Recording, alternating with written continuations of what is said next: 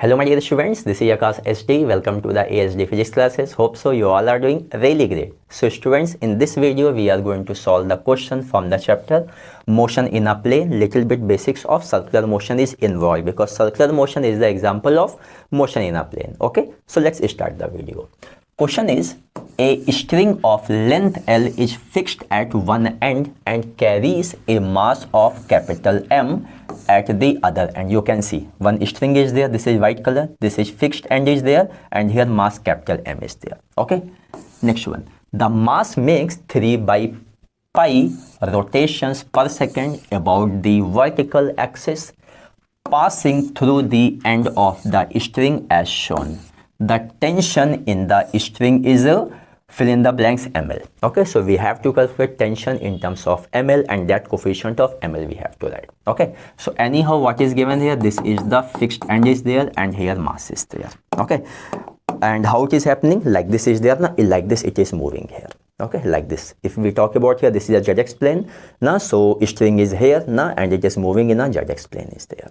Okay, so remember that here the mass m is here at any instant, angle how much here, theta. Okay, so remember that here the weight will act in which direction, the weight will act in downward direction, and what is this here, mg. Okay, now remember that we have to balance this weight also. So for that what will happen, one tension will come here. Okay, so remember that here one tension will come in the string always away from point of contact, and because of that here one component will be there that will balance the mg. Okay, why we have drawn the component before, so that both the vectors should look equal length. Okay, because it is the balancing situation now, it is the balancing situation, so only I'm drawing the component first here. So see here like this here now, so we can see very well this is the tension. What is this? This is the tension here, tension away. Okay, and if we draw here one more component, kindly see here like this here, like parallelogram method like this, and here you can see very well here one component will be there. Okay, so tension is T, blue color, one component vertical and one component is horizontal. You know very well if this angle is theta, what about this angle? This angle is also theta only. Okay, so if we have the little bit basics of the component, so you know very well this is T, so this side component will be what here, T cos theta, is it? And this side component will be what here, this side component will be T sin theta, and this is the center of the circle like this in a z-x plane. Okay, so you know very well here we have to balance and all. Okay, so remember that here in this situation if we'll balance first one in a vertical direction, so we can write here T cos theta is equal to mg now. And you know very well as the mass, this mass is there, this mass is moving in a which one, circle in z-x plane. Okay, so whenever any particle is moving in a circle, there is the one centripetal force. Who will provide the centripetal force?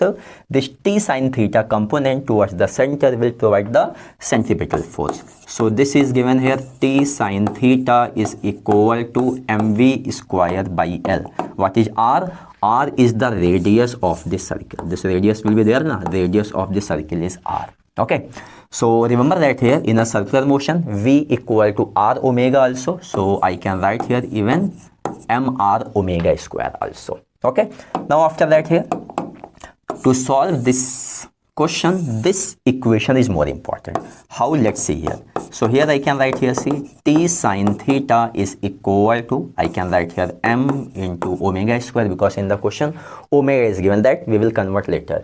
And what is R? Can we write R and we can cancel theta, because in the question it has given length. So you can see here one triangle is there. No? You can see very well here, I can draw here one triangle like this here, you see. One triangle is there like this. What is this? Let's take here. This is theta, and then we can write here, see, this is the length L and this is the radius R, and anyhow this is the center and here mass is present, is it? This triangle I have drawn here. So here in this triangle you can see very well here what is R by L. Can you see please? R by L, perpendicular hypotenuse, perpendicular by hypotenuse, that is the sine theta. So R by L is the sine theta. So what is R? R is L sine theta. So at the place of R, I can write here, at the place of R, I can write here L sine theta. Okay. After that, we can see very well what other things can be cancelled. This sine theta and this sine theta is cancelled. That means I can write here now the tension is given by ml omega square. ml omega square. Capital M, because in the question anyhow capital M is there. So no problem. Write here capital M. Okay. That is best.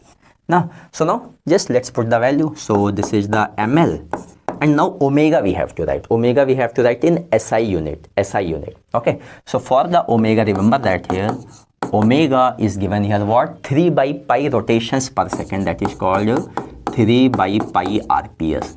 To convert RPS into radian per second, we have to multiply with 2 pi. Then only it will convert into radian per second. Okay. So this is the basic to convert omega into radian per second. So 3 by pi into 2 pi, anyhow pi cancel, and it will come 3 into 2, 6 square. So when you will simplify this, what will happen that here? The value of T is coming here 36 ml. The value of T, what is coming here? 36 ml. So what is the tension? 36. Can we see here? Main thing is that we have to convert this RPS to radian per second. Now we have to just multiply with 2 pi, remember that. And one more thing, if in case it is given rotations per minute, so in that situation we have to multiply with 2 pi by 60, then only it will convert into radian per second. Okay students, so I hope so this video is very clear to you. Keep studying, keep growing.